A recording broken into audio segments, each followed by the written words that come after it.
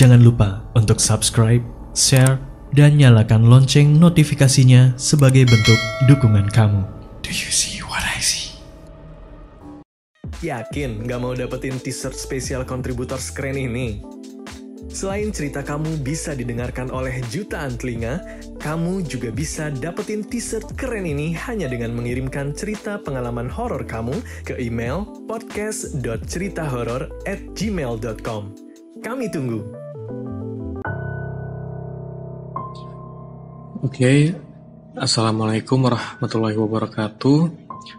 Perkenalkan, nama gue Gesang. Gue tinggal di Depok, Sawangan. Ini kali pertama gue membagikan cerita di Do You See What I See. Jadi kali ini gue pengen cerita kisah horor yang pernah gue dan keluarga gue alamin gitu. Sebelum gue tinggal di Depok, dulu ngontrak di Pasar Minggu, Jakarta Selatan, tepatnya di Gunung, hingga kelas 4 SD gitu. Jadi ini sebenarnya pengalaman gue dan nyokap aja. Ngomong-ngomong, kontrakan yang di Pasar Minggu tersebut, gue tinggal dengan orang tua, nyokap, bokap, dan kakak. Sedikit gambaran, kontrakan tersebut bukan lebar gitu ya, melainkan memanjang. Jadi ketika masuk ke pintu utama itu langsung ke ruang TV atau ruang istirahat gitu. Kemudian di sampingnya kamar tidur gua dan kakak. Ke belakang lagi ada dapur dan ruang terakhir itu kamar mandi. Oke, sebelum hari dimana nyokap gua diganggu, dari kalian pasti ada yang tahu ya film Mumun.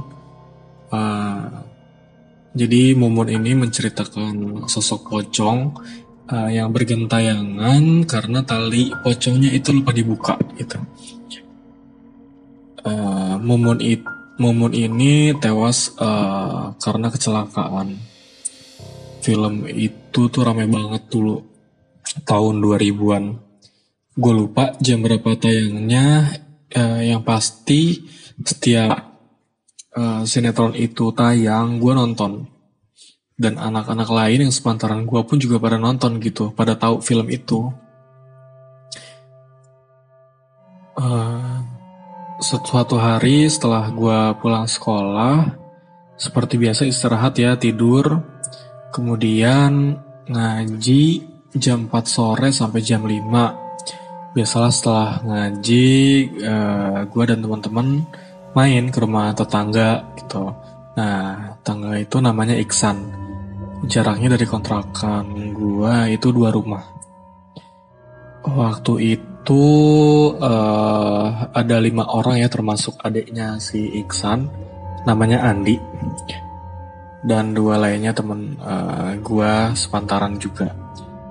Kita biasa main gambaran bareng gitu, sambil ketawa-tawa. Dan kebetulan nyokapnya Iksan pun lagi keluar tuh ya.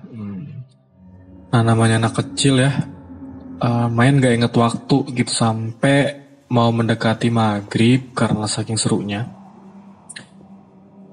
Udah pada capek ketawa-tawa,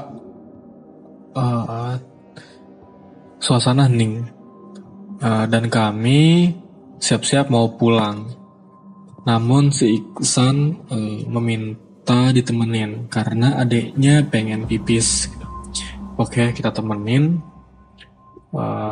Sudah 5 menit berlalu, adiknya kok nggak balik ke ruang tamu gitu, nggak ke kita lagi. Dan nggak lama kita semua dengar ada suara Andi menangis dari arah dapur. Ada Mumun. Seketika gue merinding banget. Andi mengucap Mumun. Gua, Iksan, dan 2 teman lainnya memutuskan untuk ke dapur dan ternyata Andi menangis dengan menunjuk ke arah kompor. Mumun tadi ngajakin aku main ke kebun belakang. Assalamualaikum, suara ibunya Iksan. Syukur ada ibunya Iksan udah pulang gitu. Oke, gue dan temen gue lainnya gak banyak ngomong, langsung pamit pulang dari rumah Iksan untuk siap-siap sholat maghrib.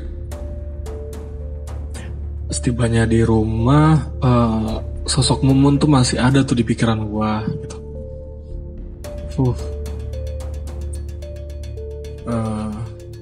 Dan gak hanya di situ kejadiannya. Sekarang gue bercerita dari sudut pandang nyokap. Sebagai informasi, orang tua gue itu tidur di ruang tamu. Gua dan kakak itu di kamar. Waktu pun sudah larut ya, menunjukkan pukul 2 pagi. Nyokap ingin ke kamar mandi untuk buang air kecil. Seperti yang gua bilang di awal, kalau mau ke kamar mandi itu harus jalan lewatin kamar gua dan dapur. Jalanlah nyokap ngelewatin kamar gua, terus dapur. Ini sebelum itu ini kebiasaan nyokap ketika orang rumah udah pada tidur, pintu kamar mandi itu selalu ditutup. Oke. Nah, setibanya nyokap di dapur, ngeliat nih kamar mandi, kok kebuka sedikit gitu, seperti pintu yang ditutup tapi nggak rapat gitu. Dan pikirnya dia, gua atau kakak gua yang habis dari kamar mandi gitu. Oke, nyokap pelan dengan pasti membuka pintu dan ternyata melihat gua lagi jongkok di kloset madep ke tembok, dan itu tuh masih menggunakan celana. Ges, nyokap manggil, dan gua gak ngerespon sedikit pun. Akhirnya nyokap masuk ke kamar mandi. Ketika melangkahkan kaki kanannya, dan tiba-tiba gue bilang, "Tunggu, jangan masuk, sebentar lagi. Ibu di sini aja temenin." Nyokap gue masih belum mikir macam-macam gitu. Nyokap gue nanya, "Gesa ngapain di situ, kok nggak pipis gitu?" Karena nyokap gue kan ngelihatnya nggak, celana tuh masih dipakai gitu ya. "Tungguin, jangan ditinggal." Suara gue ngomong kayak gitu sambil menengok dengan tatapan yang sangat amat menyedihkan. Nyokap terdiam dan baru ada firasat ini gak beres. Oke, nyokap mundur perlahan dan memastikan gua ada atau enggaknya di kamar. Nyokap buka pintu kamar dan ternyata gua ada dong di kamar dan lagi tidur pules. Nyokap langsung bangunin bokap untuk cek ke kamar mandi. Setibanya di sana, makhluk yang menyerupai gua tadi itu udah gak ada. Akhirnya nyokap buang air kecil ditemenin bokap dan kembali tidur sampai pagi tiba. Gua baru diceritain kejadian itu pas pagi. Dan gue masih menyangkutkan oleh Mumun yang di rumahnya Iksan ya. Apakah ini jin yang menyerupai Mumun gitu di rumahnya Iksan atau bukan? Walau-walam deh. Mungkin itu aja cerita pertama dari gue, dan Mohon maaf jika ada salah dari kalimat gue ya. Dan kebetulan masih banyak sih cerita atau pengalaman horor lainnya. Next gue bakal cerita lagi. Thank you yang udah mendengarkan. Assalamualaikum warahmatullahi wabarakatuh.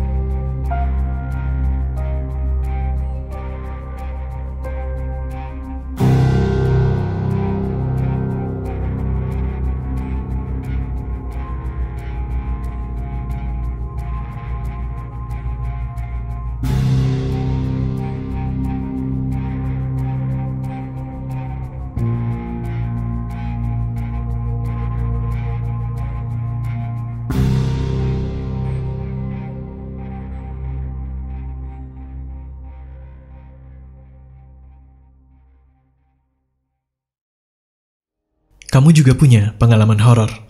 Kirim cerita kamu ke alamat berikut.